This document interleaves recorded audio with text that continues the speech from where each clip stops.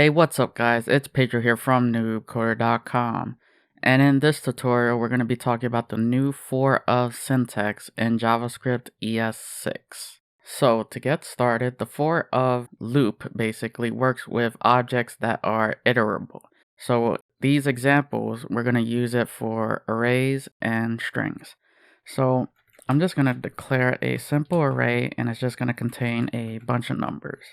Now, if I want to iterate through this, I can say for, and then here I can say what the variable that I want. So I could say let valve of, and then obviously the object you want to iterate. In this case, it's data.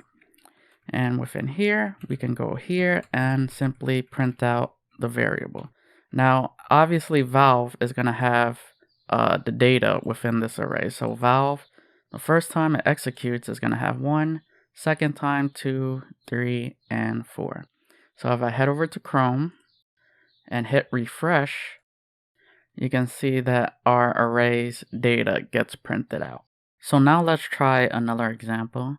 So instead of an array, let's actually try a string. So I'm just going to declare another variable. I'm just going to say let let's say name, then assign it Pedro.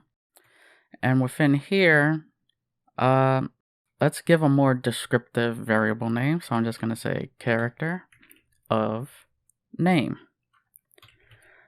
And now if I print out character, let's save it, head over to Chrome, hit refresh, and you can see Pedro gets printed out onto the console.